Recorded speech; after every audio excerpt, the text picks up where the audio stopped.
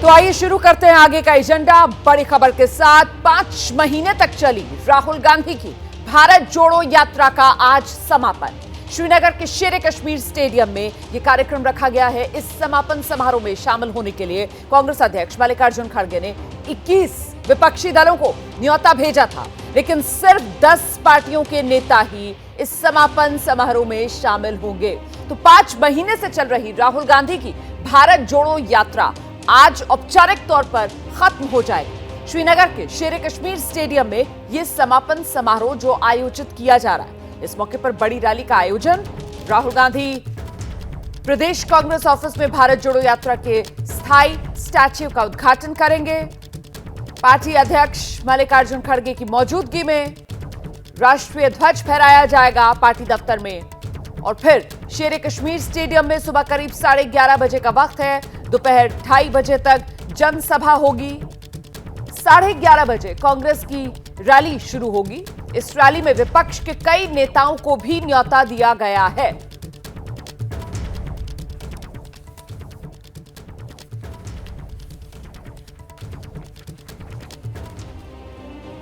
और इस सब के बीच में आपका परिचय खास मेहमानों से कराऊं, उससे पहले आपको बता देते हैं कि ये भारत जोड़ो यात्रा कांग्रेस पार्टी की, ये कांग्रेस के लिए जरूरी क्यों है।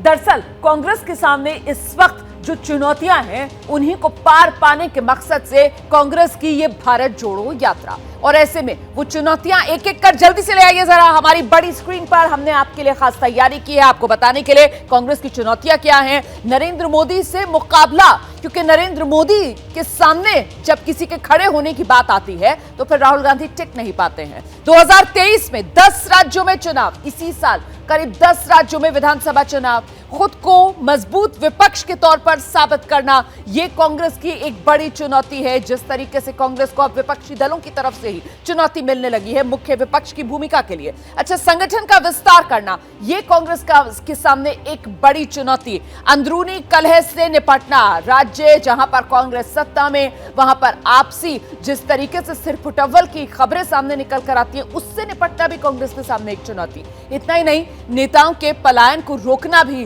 कांग्रेस के सामने एक बड़ी चुनौती। और साथ ही साथ गठबंधन में नए साथी जुड़े, गठबंधन का दायरा बढ़े, कांग्रेस पार्टी मुख्य विपक्ष की भूमिका में आए और उसके साथ अलग अलग विपक्षी दल जुड़ते जाएं, इसको लेकर भी कांग्रेस के सामने चुनौती बढ़ी, क्योंकि लगातार साथी भी कांग्रेस का साथ छोड़ते गए और कांग्रेस का जो दायरा है वो सिमटता चला गया। अच्छा, इसी पर चर्चा करने के लिए मैं आपका परिचय कराती हूँ खास मेहमान जो इस वक्त हमारे साथ मौजूद है।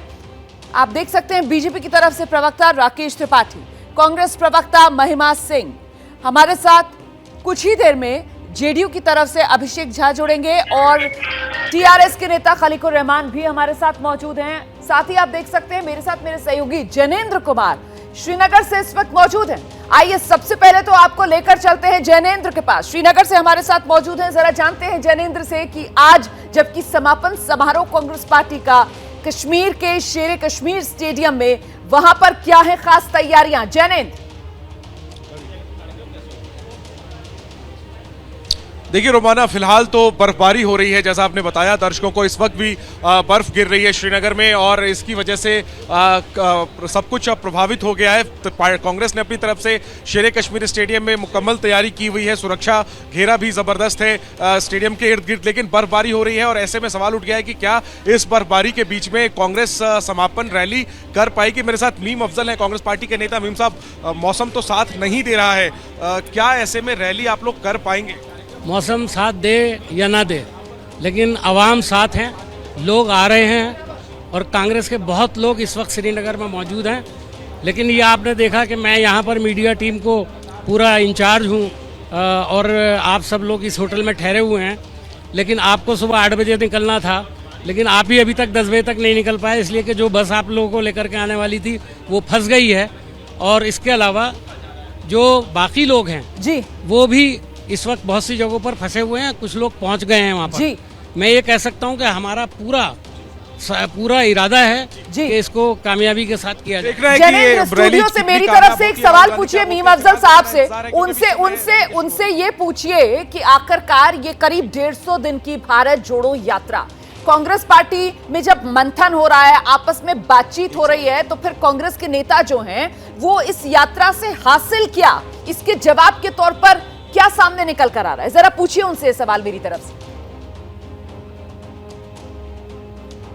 मीम साहब, रोमाना जी का सवाल है कि 150 दिनों की यात्रा, तकरीबन 4000 किलोमीटर की पदयात्रा, आपस में आप लोग जब बातचीत कर रहे हैं उसमें क्या हासिल हुआ कांग्रेस को? इस पर क्या एक मंतव्य है आपस में? आप क्या हमें इस पर बताना चाहेंगे? कांग्रेस को क्या हासिल हुआ बीते 5 महीनों में राहुल गांधी की 4000 की पदयात्रा, जिसे वो तपस्या कह रहे हैं? देखिए, मैं ये समझता हूँ कि मैं एक कांग्रेस के सिपाही की हैसियत से कहता हूँ, सबसे बड़ी हासिल तो ये कि आज एक कांग्रेस के अंदर एक कॉन्फिडेंस आया है और लग रहा है कि हम अभी बहुत ऊपर आ गए हैं। और हमको ऐसा भी लगता है, और ख़ास तौर पर मैं जो लोगों से बात कर रहा हूँ उनके अंदर बड़ा खुशी का माहौल है कि इस यात्रा से आवाम के अंदर जो एक मैसेज गया है, ख़ास तौर पर इस बात को लेकर के देश के अंदर जो नफ़रत की पॉलिटिक्स है उसके खिलाफ हमने मोहब्बत का जो अभियान छेड़ा है वो काम कर रहा है और उसका असर पूरे भारत में दिखाई दे रहा है। ऐसा नहीं कि सिर्फ रास्ते में दिखाई दिया हो, ये सारे भारत में दिखाई दिया है। हमने 12-13 स्टेट्स जो हैं और 2 यूनियन टेरिटरीज जो हैं वो कवर की हैं इसके अंदर। लेकिन मैं ये मानता हूँ कि इसका असर, और राहुल जी ने भी कहा कि इसका असर चारों तरफ है पूरे मुल्क के अंदर। गाँव में लोगों की मोहब्बत जी इंशाल्लाह मिलनी तो चाहिए। उम्मीद है, कांग्रेस को काफी उत्साह है इस रैली से। ऐसा कांग्रेस को लग रहा है कि उसके काडर जो है वो जागृत हो गए हैं, एक नई एनर्जी आई है पार्टी में। और राहुल गांधी ने लगातार बीते 5 महीनों में मोदी सरकार को और नीतियों पर और विचारधारा के स्तर पर घेरा है। कांग्रेस को उम्मीद है कि लोगों ने इसे बड़ी गंभीरता से लिया और आगे भी कांग्रेस के लिए ये सिलसिला जारी रहेगा। खुद राहुल गांधी ने का मिजाज जिस तरीके का इस वक्त नजर आ रहा है श्रीनगर में, उसको देखते हुए ये कह पाना मुश्किल है कि कितने समय पर सारे कार्यक्रम आज के हो पाएंगे या नहीं भारत जोड़ो यात्रा से जुड़े हुए। खैर, अब मैं खास मेहमानों का रुख कर लेती हूं और राकेश त्रिपाठी जी के पास चलेंगे। हम बीजेपी के प्रवक्ता हैं, उन्हीं से जानते हैं कि आपने सुना कांग्रेस पार्टी के भीतर इस बात को लेकर खासा उत्साह है कि कांग्रेस आत्मविश्वास भरने में अपने कार्यकर्ताओं में कामयाब रही है। कांग्रेस भारत जोड़ो यात्रा को बेहद असरदार मान रही है और साथ ही साथ अब उम्मीद कांग्रेस पार्टी को ये कि वोटों में भी ये कहीं ना कहीं रिफ्लेक्ट करेगा। त्रिपाठी जी, आपका आंकलन?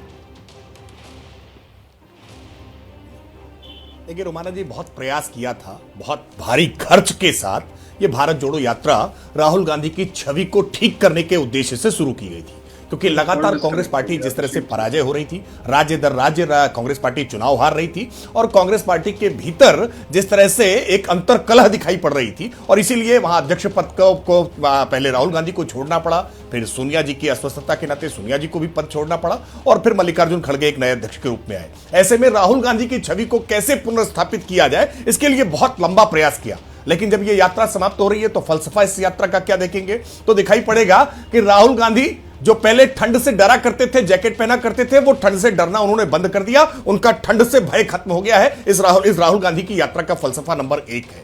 फलसफा नंबर 2 है कि राहुल गांधी के सारे प्रयासों के बावजूद, कांग्रेस पार्टी के सारे प्रयासों के बावजूद उनकी छवि में कोई परिवर्तन नहीं हुआ, बल्कि उनकी छवि और ज्यादा खराब हुई है जब उन्होंने ये कहा कि मैंने राहुल गांधी को मार दिया, अब राहुल गांधी तो है ही नहीं।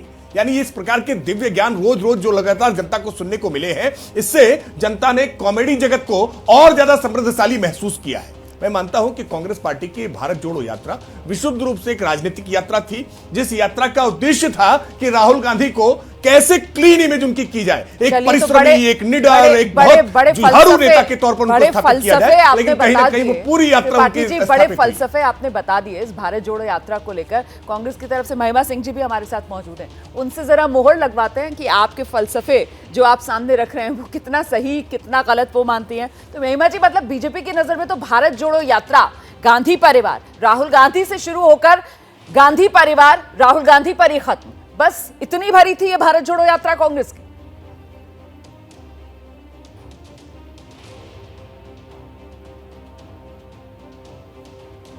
महिमा जी, म्यूट है आपका माइक, अनम्यूट करना होगा।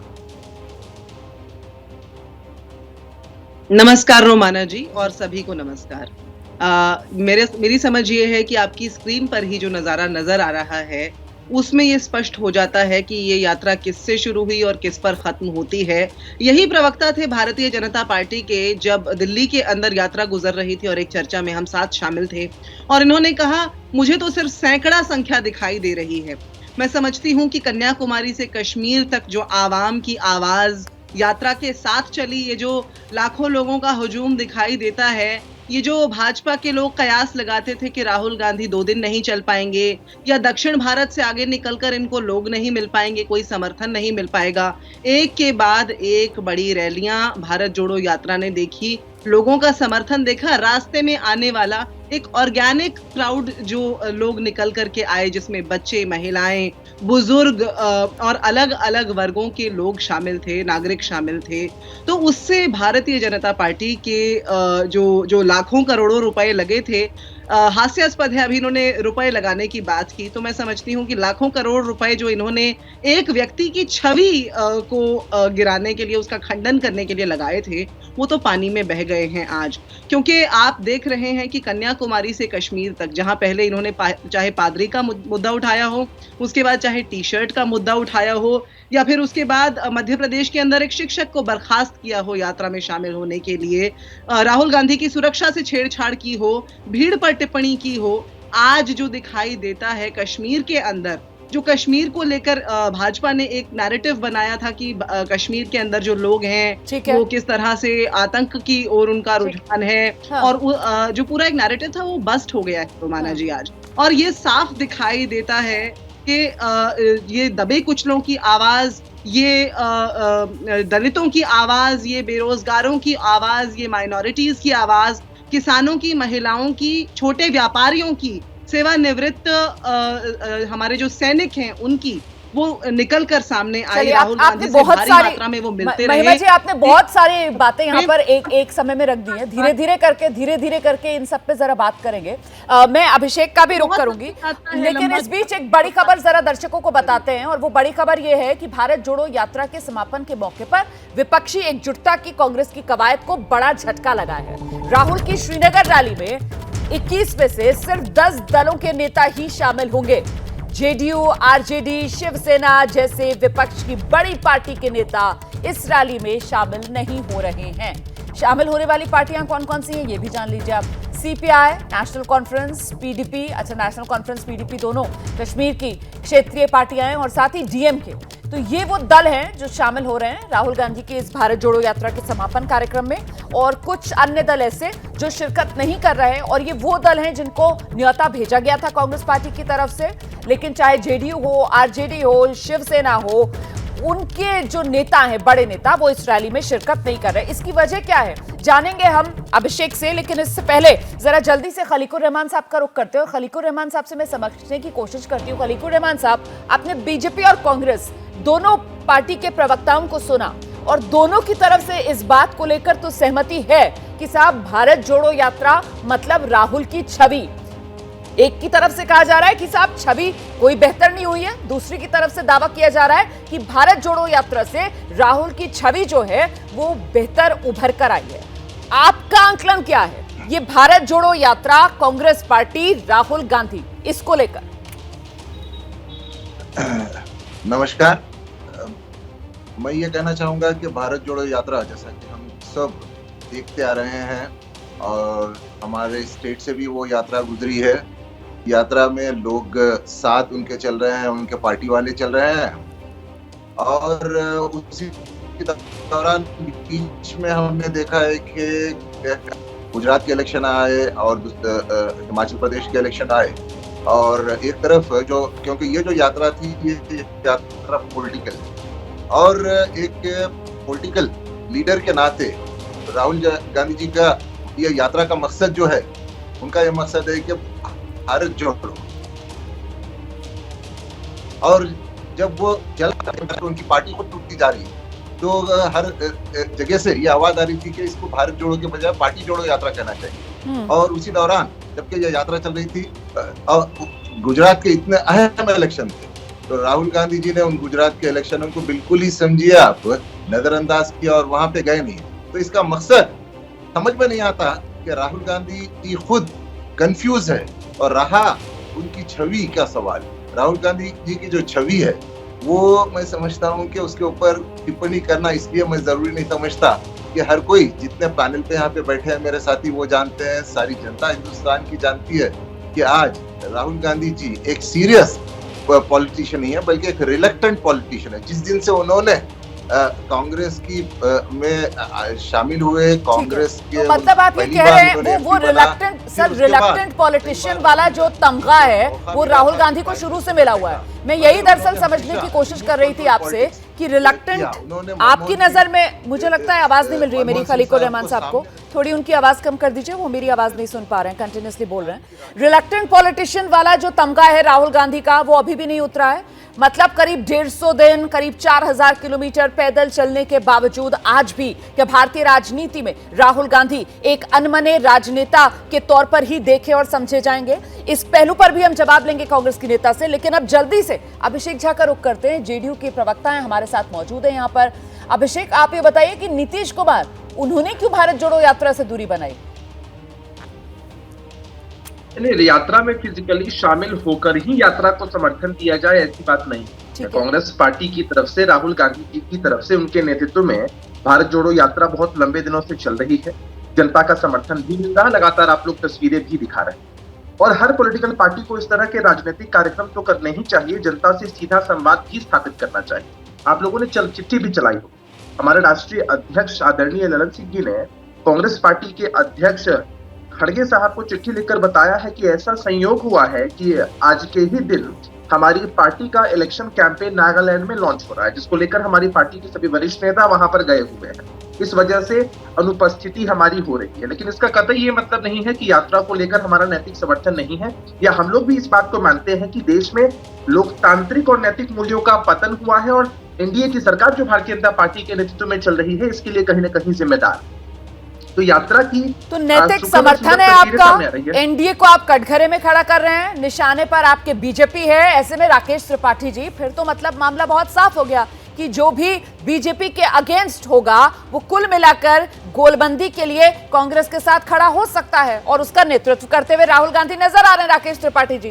तो भारत जोड़ो यात्रा से क्या वोट जुड़ेगा? क्या अन्य दल जो हैं वो कांग्रेस के साथ आएंगे? क्या विपक्ष मजबूत होगा? और क्या इस सब का नेतृत्व कांग्रेस पार्टी करती हुई 2024 लोकसभा चुनाव में नजर आएगी? इसी को लेकर चर्चा कर रहे हैं हम। सभी खास मेहमान हमारे साथ बने हुए हैं। सीधे रुख करते हैं, बीजेपी के प्रवक्ता राकेश त्रिपाठी जी हमारे साथ मौजूद है। जानते हैं राकेश त्रिपाठी जी से। राकेश जी, जो दावा किया जा रहा है साहब, उसमें कितना दम?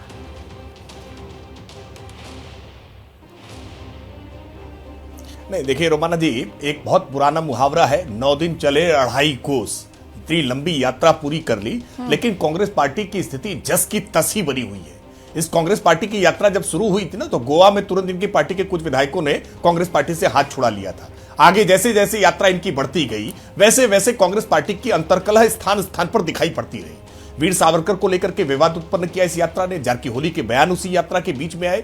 इसी यात्रा के बीच में किस प्रकार से राहुल गांधी ने भारत की सेना चीन की सेना से पिटती है, इस तरह के शर्मनाक बयान भी इसी यात्रा को में आए हैं। इस यात्रा का फलसफा आप देखेंगे ये तो तो सारे विवाद है ना।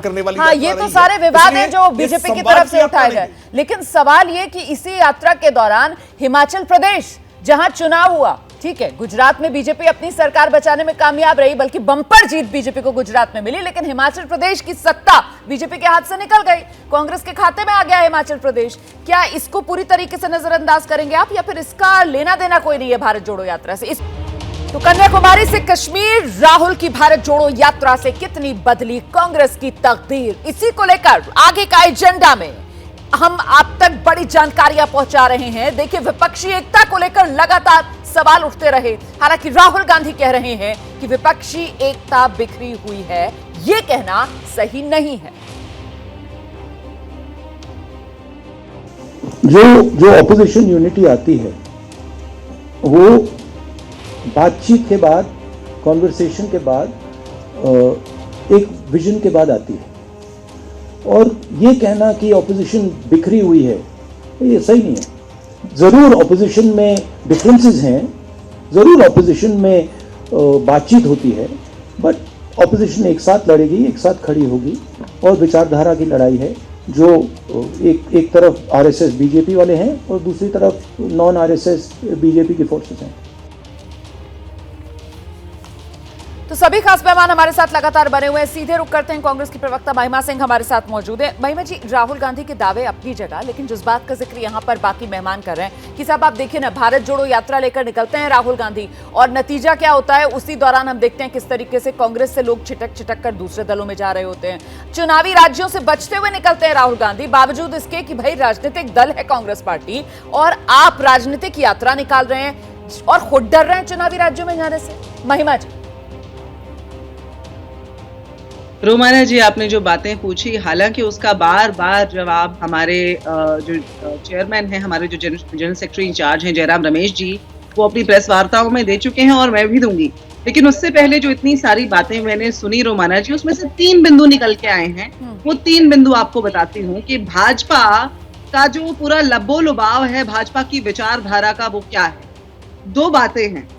पहली बात, भाजपा उस विचारधारा का नाम है जो सत्य की हत्या करती है। आज गांधी हत्या के दिन हम बात कर रहे हैं। दूसरी बात, ये सत्ता के लोभ वाली पार्टी है। भाजपा के प्रवक्ता ने क्या बातें कही? उन्होंने एक बात कही कि राहुल गांधी जो हैं वो ऐसी हास्यास्पद बातें करते हैं, कॉमेडी का नैरेटिव वगैरह। उनकी इमेच्योरिटी पर मुझे हंसी आती है, क्योंकि शायद उन्होंने हमारे वेद और शास्त्र नहीं पढ़े, जहां पर हर मंत्र बोलने के बाद और हवन में आहुति देने के बाद बोला जाता है इदं न मम, यानी कि ये मैं नहीं हूँ, ये प्रकृति है, ये कुदरत है, ये सत्य की शक्ति है, वो हम आहुति देते हैं। इदं न मम की बात का विस्तार करते हुए जब राहुल गांधी ने बार बार कहा कि आप जिसे देख रहे हैं ये मैं नहीं हूं, ये राहुल गांधी नहीं है। हाँ, एक तरफ हमारे प्रधानमंत्री हैं जिनका सब कुछ है, सिर्फ उनके ही बारे में जो कुछ भी है वो उनके मन की बात है, और दूसरी तरफ हमारे नेता हैं जो जन की बात कर रहे हैं, जनता के साथ कर रहे हैं, जनता के बीच पहुंचकर कर रहे हैं। और आज गांधी हत्या के दिन मुझे याद दिलाने की जरूरत नहीं है कि गांधी के हत्यारे कौन थे और उनका आज जो है वो ऑनर कौन करते हैं। इन्हीं के सांसद हैं जो बोलते हैं कि वो देशभक्त थे नाथूराम गॉडसे, जिन्होंने हत्या की थी।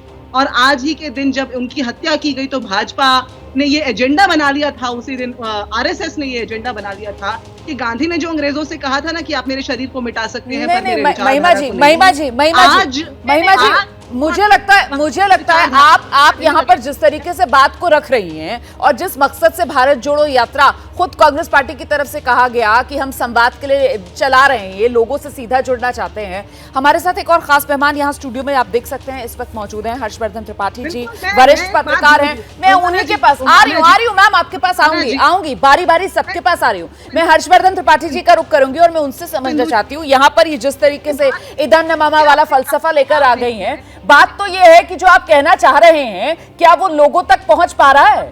आप जो कह रहे हैं, आप वो बंद कमरों में, आप वो यहाँ टेलीविजन स्क्रीन पर बैठकर बहसों में आप कहते रहें, लेकिन क्या आम जन उस बात को समझ पा रहा है? क्या ये महत्वपूर्ण नहीं हो जाता है? और क्या कांग्रेस पार्टी इसी को अभी भी समझ पाने में यहाँ पर नाकाम नजर नहीं आ रही है? त्रिपाठी जी देखिए रोमाना जी, सबसे पहले तो मैं ये कहूंगा कि देश के मुख्य विपक्षी दल ने 3500 किलोमीटर की एक राजनीतिक यात्रा की, इसके लिए उन्हें बधाई दी जानी चाहिए। और एक अच्छी यात्रा रही, 3500 किलोमीटर राहुल गांधी पहली बार बिना किसी इंटरवल के राजनीति कर रहे हैं, तो ये कांग्रेस के लिहाज से मैं इसको बहुत अच्छा देखता हूँ।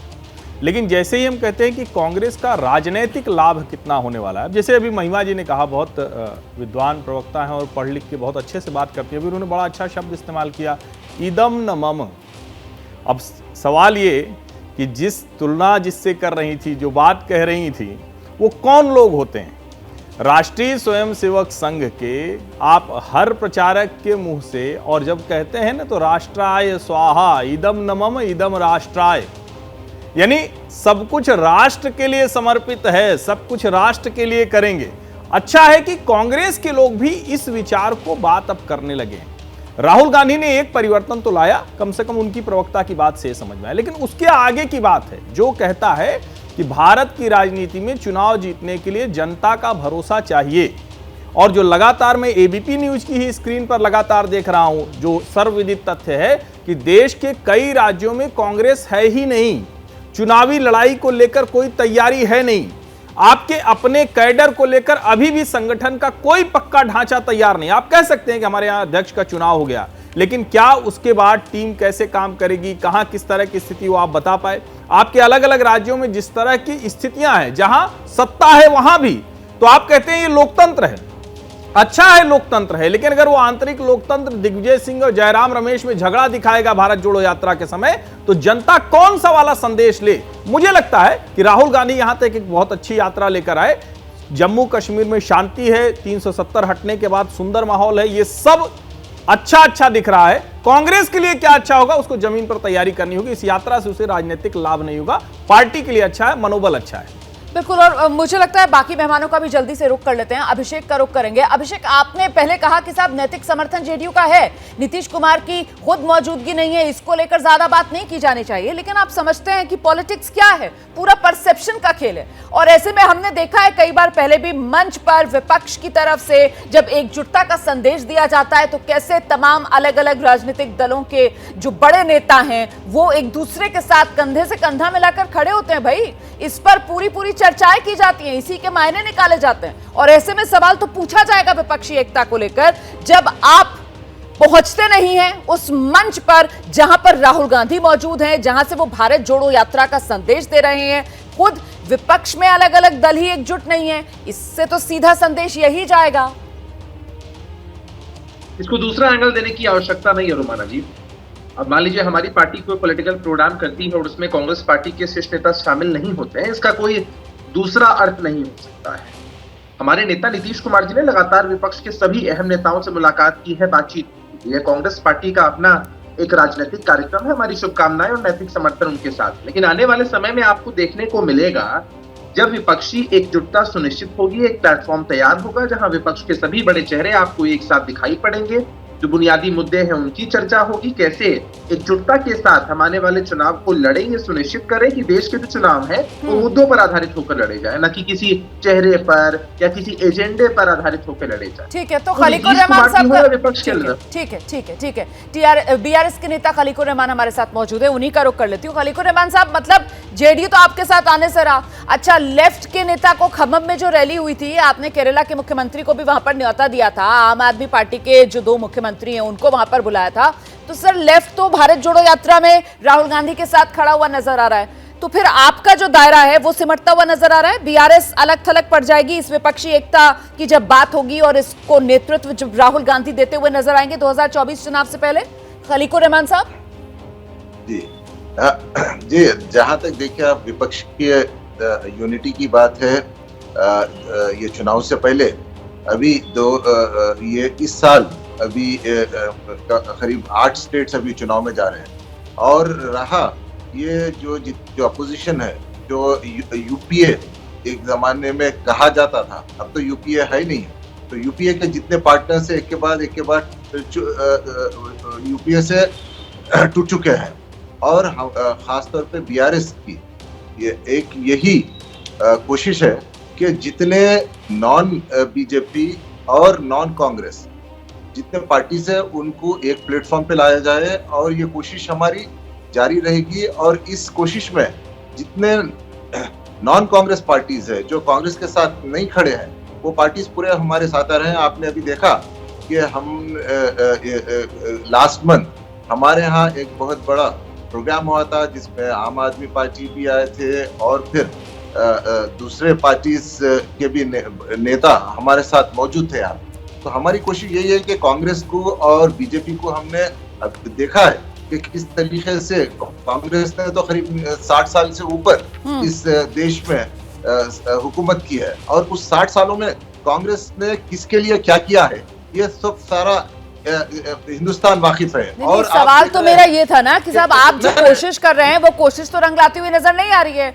आपने ठीक है आम आदमी पार्टी के दोनों मुख्यमंत्रियों को, दिल्ली के मुख्यमंत्री अरविंद केजरीवाल, पंजाब के मुख्यमंत्री हमने देखा भगवंत मान, वो पहुंचे थे वहां पर खम्मम की रैली में, आपने केरल के मुख्यमंत्री को न्योता दिया था। लेकिन मैंने वही कहा, आम आदमी पार्टी को अगर अलग कर भी दिया जाए तो जेडीयू के प्रवक्ता कह रहे हैं कि साहब नीतीश कुमार का नैतिक समर्थन बिल्कुल है, इस भारत जोड़ो यात्रा के साथ है। अच्छा, लेफ्ट के नेता तो बाकायदा राहुल गांधी के साथ मंच साझा करते हुए वहां पर नजर आएंगे इस रैली के समापन समारोह में। इस सब के बीच देश में इस वक्त कांग्रेस का जो हाल है जरा वो भी आप जान लीजिए। 17 राज्य और यूनियन टेरिटरीज कांग्रेस का एक भी सांसद नहीं है।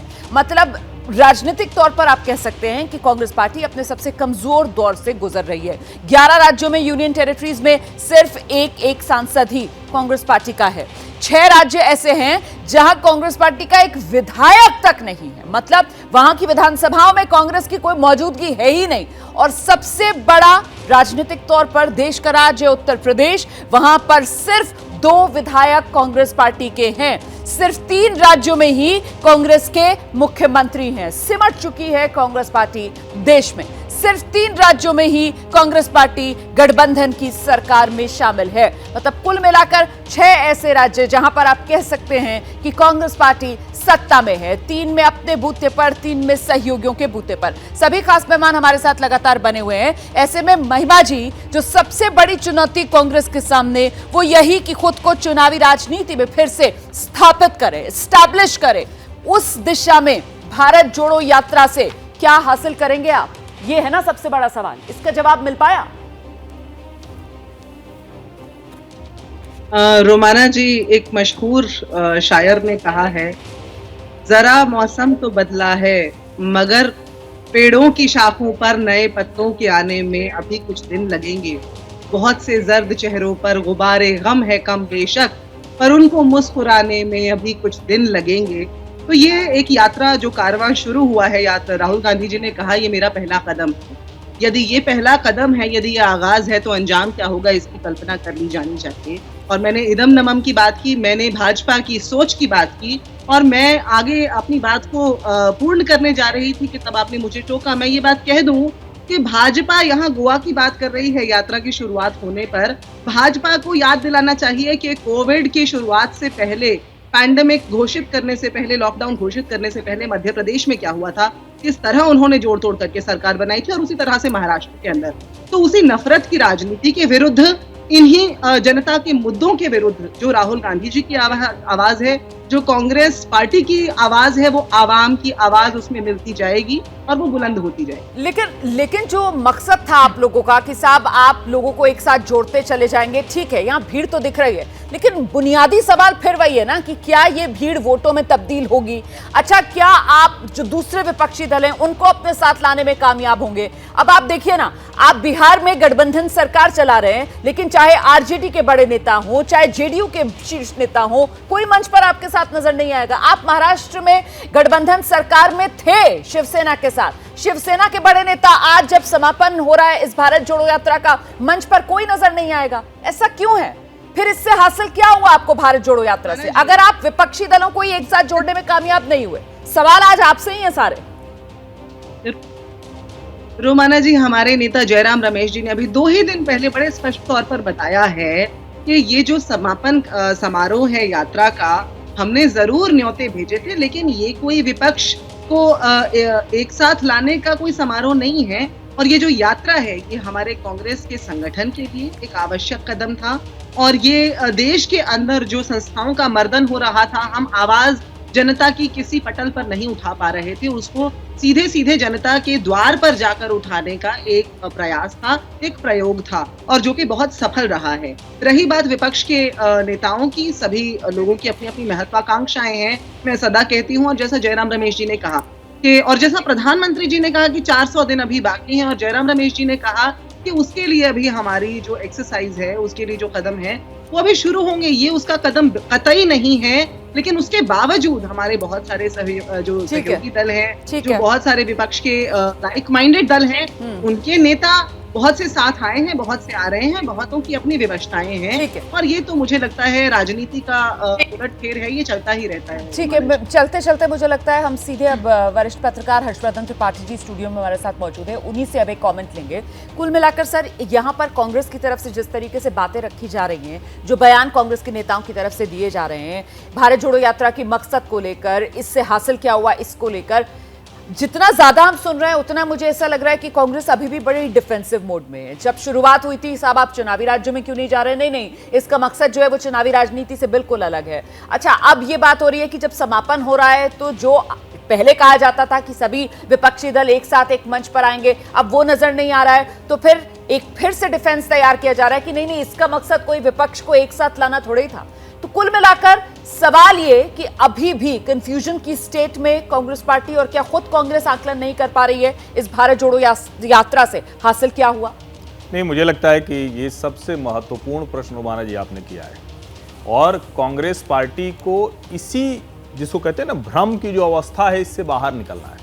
और मैं अभी जब आपने टीआरएस के जो नेता हैं उनसे सवाल पूछा जो बीआरएस हो गई है, तो मैं एक बात बहुत स्पष्ट कह दूं, कांग्रेस पार्टी को ये वाला चक्कर छोड़ देना चाहिए कि किस विपक्षी पार्टी को, किस विपक्षी एकता को, ये भारतीय जनता पार्टी को फायदा देता है। कांग्रेस को अगर अपने बूते राष्ट्र में, पूरे देश में, हर राज्य में लड़ाई लड़ने की क्षमता विकसित करनी है तब तो वो भाजपा से लड़ पाएगी। अगर वो इन क्षेत्रीय दलों के पीछे या इनको मंच पर एक फोटो अपॉर्चुनिटी हो जाए तो वो क्षेत्रीय दल हमेशा चाहेंगे, क्योंकि वो कांग्रेस को ही तोड़कर तो अपने हिस्से में लेकर आए हैं। उनकी सत्ता कांग्रेस के वोट पर है, कोई भारतीय जनता पार्टी वाले वोट से नहीं है। राहुल गांधी और पूरी कांग्रेस पार्टी को यह समझना पड़ेगा और जनता को क्लियर मैसेज देने की जरूरत है। ये भ्रम में कभी कुछ, कभी राजनीतिक नहीं है, कभी राहुल जी की यात्रा है, कभी कांग्रेस की यात्रा है, कभी सभी की यात्रा है नफरत के खिलाफ। इस सब से बाहर आना पड़ेगा। साफ साफ बात कीजिए, राजनीति क्लियर कट मैसेज चाहती है, उस मैसेजिंग में कांग्रेस अभी तक फेल है। राष्ट्रपिता महात्मा गांधी की पुण्यतिथि है आज। देश नम आंखों से राष्ट्रपिता को याद कर रहा है, उन्हें श्रद्धांजलि दे रहा है। ये तस्वीरें आप देख रहे हैं सीधे राजधानी दिल्ली के राजघाट से, जहां सर्वधर्म प्रार्थना का आयोजन किया जा रहा है।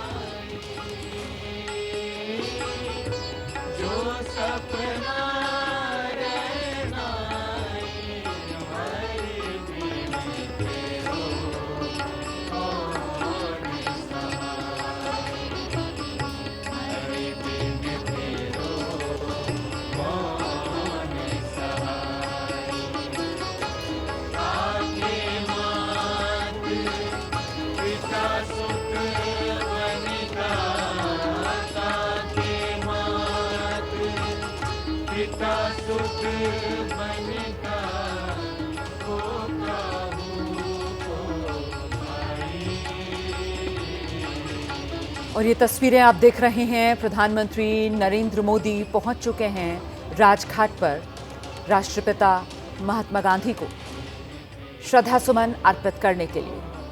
तो 75वीं पुण्यतिथि पर राष्ट्रपिता को श्रद्धांजलि देश कर रहा है बापू को याद।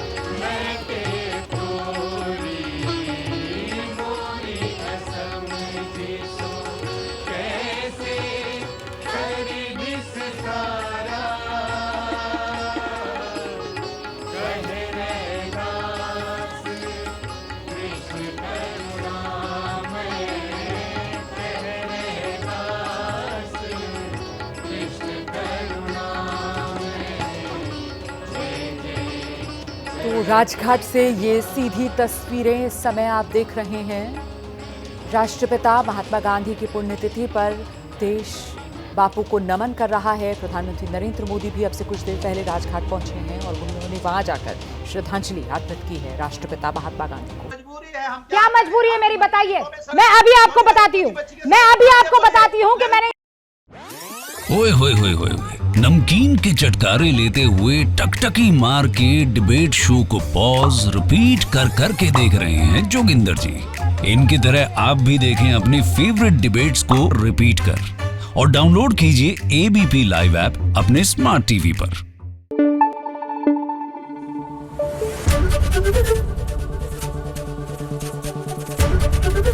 एबीपी न्यूज आपको रखे आगे।